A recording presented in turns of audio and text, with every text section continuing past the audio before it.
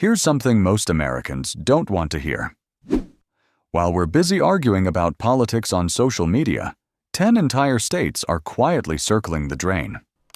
We're not talking about minor budget hiccups or temporary population dips.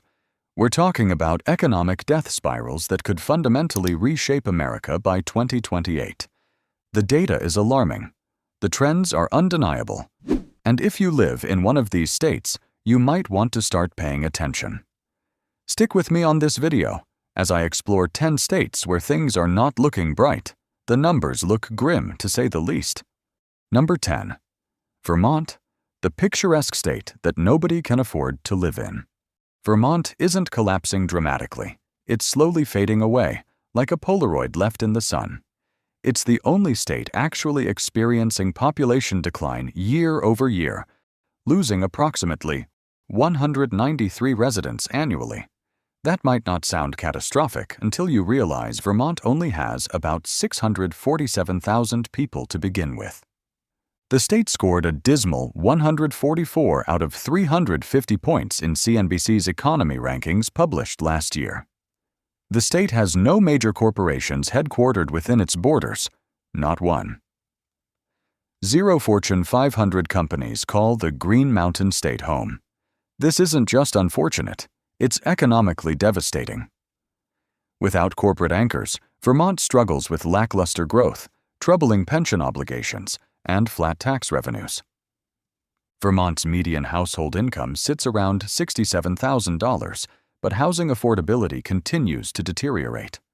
The state's population is aging rapidly, with younger residents fleeing for opportunities elsewhere.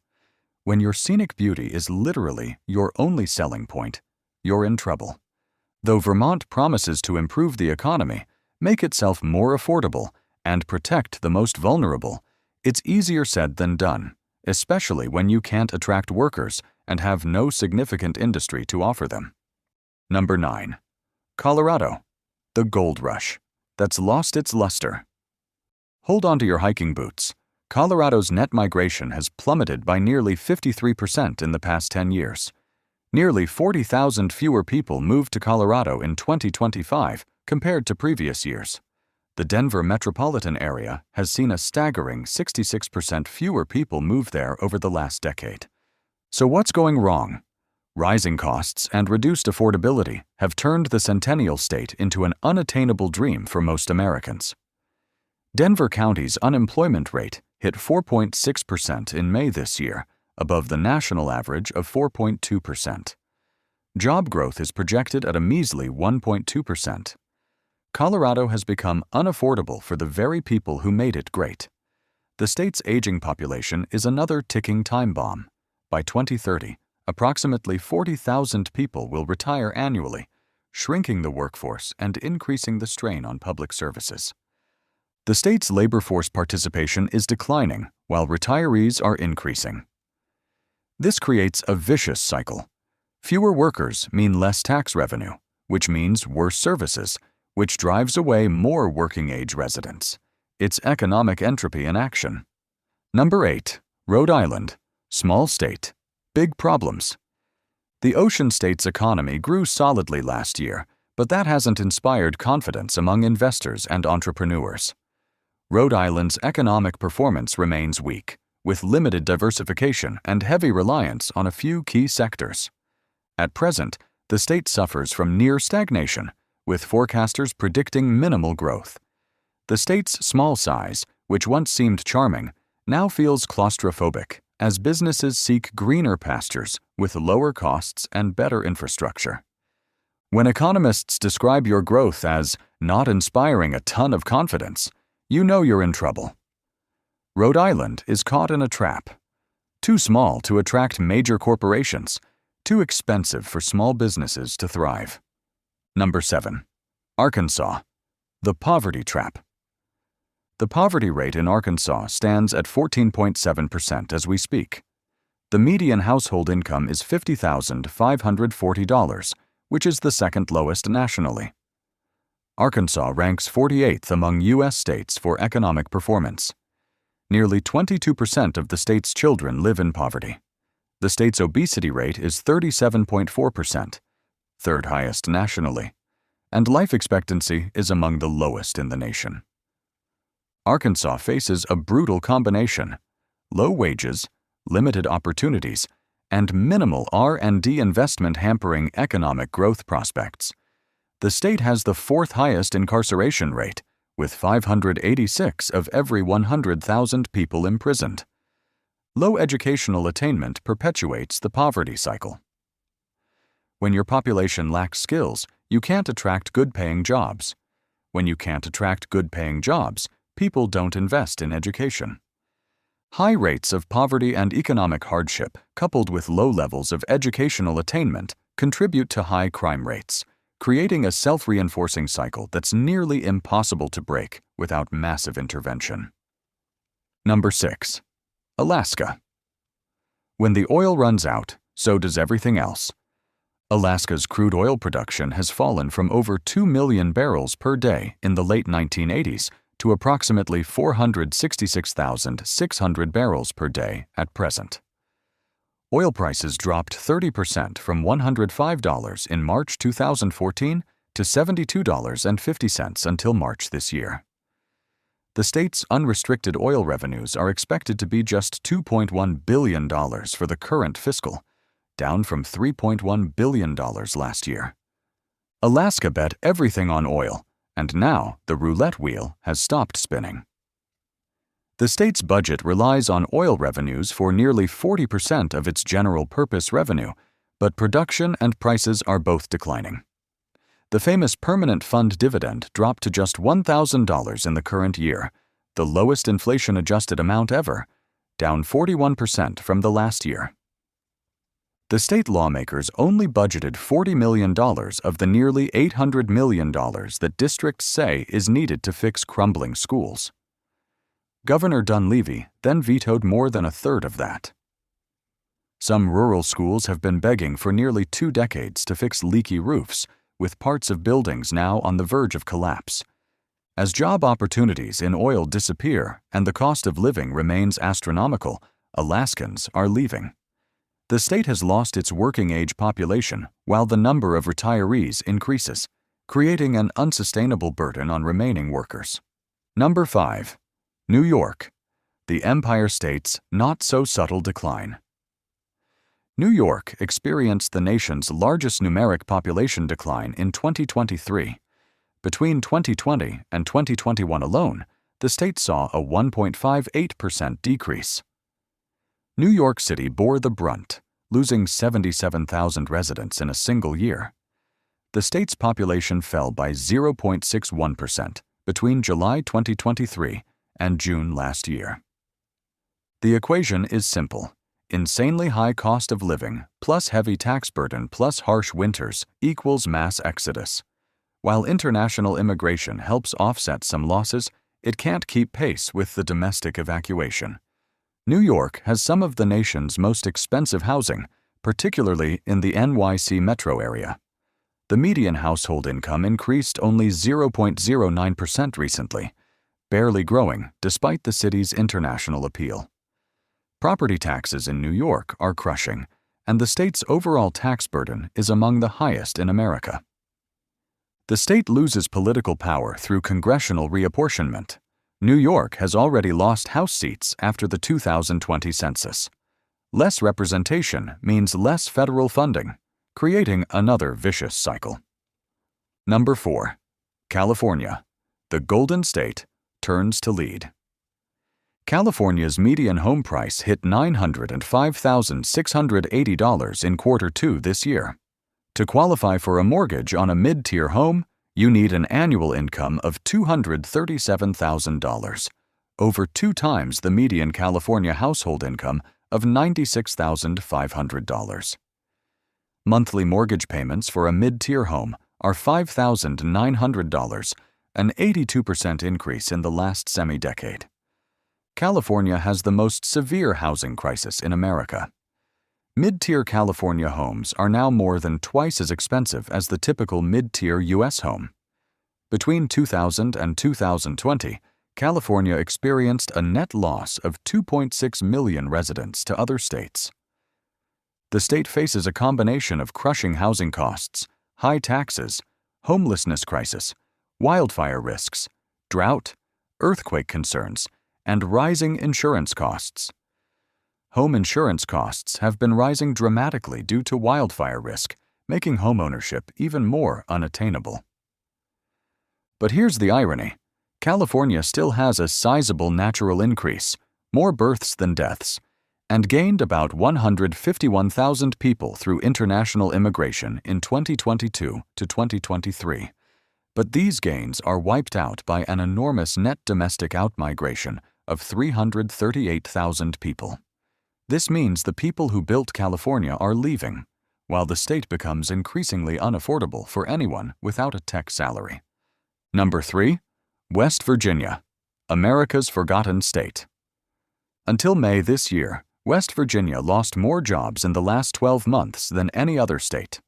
Employment dropped from 726,400 to 717,000 full-time positions. The state has the second lowest life expectancy in the country at 74.5 years. Only 55% of West Virginia's adult population is either working or looking for work. The second lowest labor force participation rate among all 50 states. West Virginia's reliance on coal mining has become a death sentence as energy production shifts away from fossil fuels. Per capita personal income ranks 49th among the 50 states at 77% of the national average. The state faces over 17,000 federal jobs at risk, 2.5% of the workforce, from potential government cuts. Nearly a third of West Virginia's roads are in poor condition. The state receives a D grade from Infrastructure Report Card, signifying systems at risk with many elements reaching the end of their service life. West Virginians have the lowest level of higher education attainment in the nation, with only 23.1% holding a bachelor's degree or higher. This creates an impossible situation. You can't attract good jobs without educated workers, and educated workers leave because there are no good jobs. Number 2. Mississippi, last in almost everything that matters. Mississippi has the highest poverty rate of 18.8% in the country, with the lowest median household income of $59,127. The child poverty rate stands at 27.9%, highest nationally. And if this is not enough, Mississippi has the lowest average income in America and the second lowest percentage of people employed. The state's per capita income is $25,300, dead last nationally. The state has unemployment and food insecurity levels that are the worst in the country. Mississippi ranked last in CNBC's state economy rankings last year, with a score of 90 out of 350 points, an F grade. The state shows minimal entrepreneurial activity, has the lowest median household income, and suffers from high poverty rates. Mississippi's education system ranks last in the nation.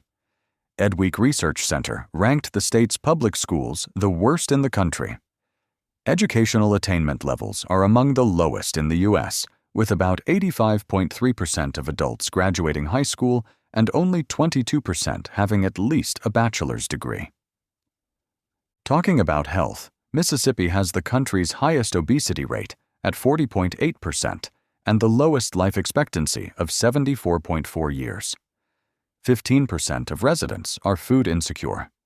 45.3% of the state's workforce earns less than $15 per hour, with the minimum wage stuck at $7.25, requiring someone to work 86 hours per week to afford a modest two-bedroom apartment. About 80% of the state's workforce, 1 million workers, do not have paid leave. Mississippi faces a perfect storm of low wages, poor education, terrible health outcomes, and lack of economic opportunity.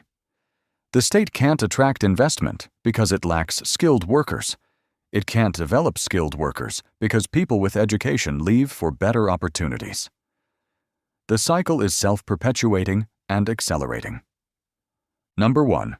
Louisiana. Louisiana ranks as the worst state economy in America for 2025 with a score of 188 out of 445 points, D grade. The state ranks dead last in the U.S. and World News ranking and has held this position since 2017. Louisiana has the nation's highest homicide rate, with 15.8 murders per 100,000 people, and the highest incarceration rate, with 680 incarcerated individuals per 100,000 residents. Let's start with the insurance apocalypse. Louisiana homeowners' insurance rates increased by an average of 6% last year. By the end of this year, the average premium is projected to reach $13,937, up 27% from last year. That's almost 5 to 6 times more than the average American pays for home insurance. Louisiana has the highest rate of underwater mortgages in America at nearly 11%, meaning homeowners owe more on their mortgages than their homes are worth. New homes are unaffordable to 85.4% of the population, 40th nationally. The state's GDP per capita is just $71,292, which is 37th in the nation. The state banked only 8.6% of spending in government reserves last year. Just 11.7% of the state's unemployed populace is covered by unemployment insurance. The unemployment rate is 4.4%, and the state struggles with high unemployment rates and low median household income. The state ranks last in opportunity and education among U.S. states. The state has the nation's highest incarceration rate and highest homicide rate, creating a terrifying environment that drives away investment and talent. Louisiana's median household income is $50,935, third lowest in the nation. The poverty rate is 17.4%, second highest.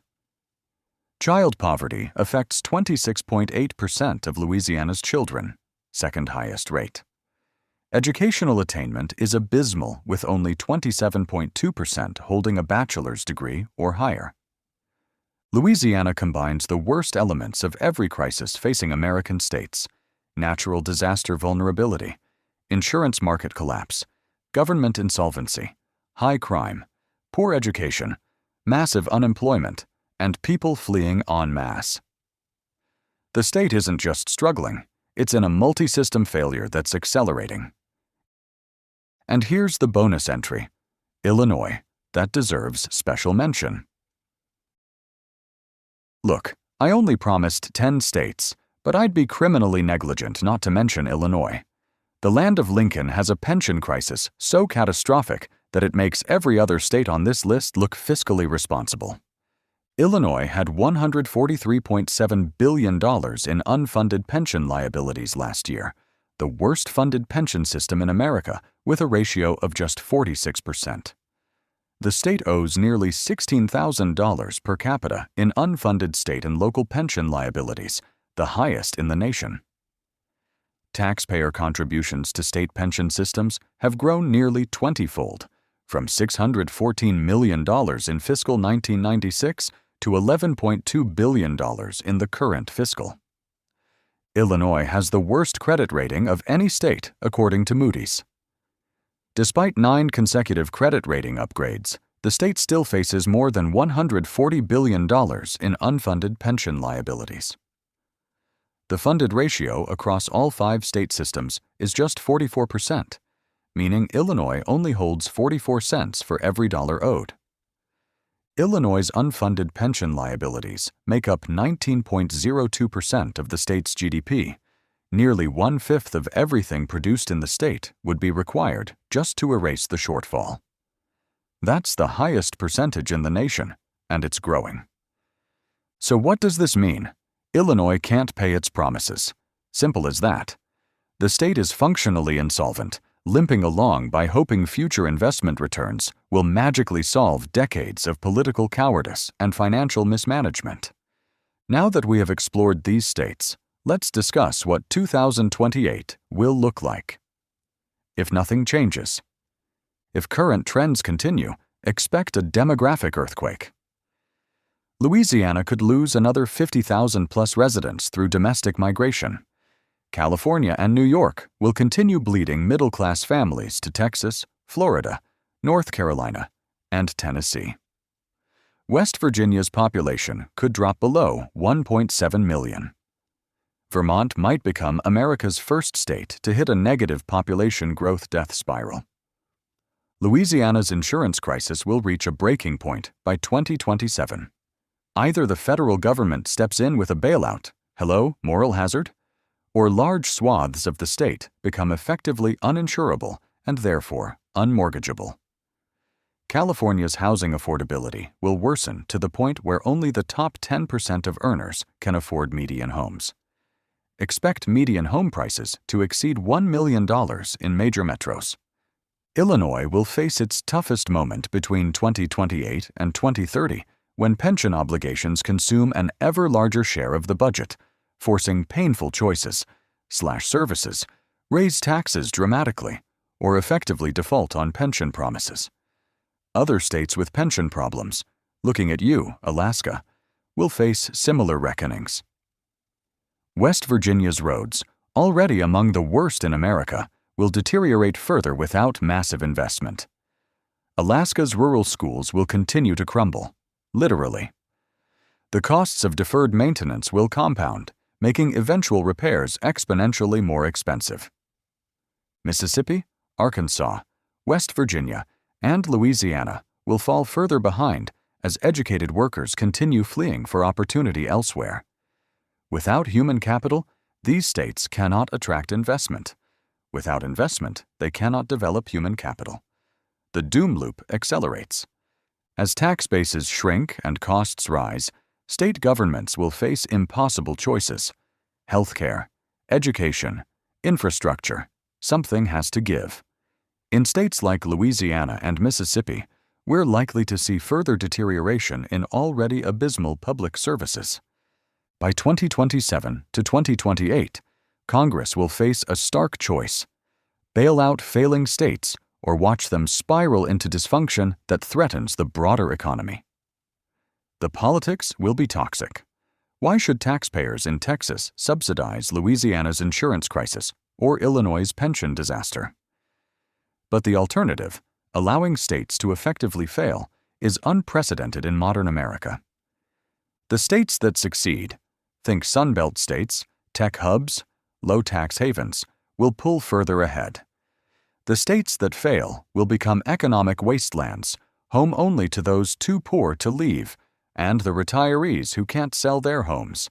America will become a tale of two nations, divided not just by politics, but by fundamental economic viability. So here's the bottom line. The numbers that we have discussed aren't some raw predictions. They're projections based on actual data and trends. The warning signs are clearly flashing red. The question is whether anyone's paying attention. Most of these states share common themes: aging populations, shrinking tax bases, infrastructure decay, education failures, and young people fleeing for opportunities elsewhere. And once these trends reach critical mass, they become self-reinforcing. Because success breeds success, and failure breeds failure. By 2028, some of these states will have turned the corner through dramatic reforms and difficult choices. Others will be in free fall, trapped in death spirals they lack the political will or fiscal capacity to escape. The disturbing reality is that these problems appear as clear as a crystal, but we simply don't want to see them. Forget about being a savior. So do you want to know if your state is on the brink? Drop a comment below and let's talk about the warning signs in your backyard. And if you found this analysis eye-opening, share it with someone who needs to see it. They'll thank you later, probably from their new address in a state that actually has its act together,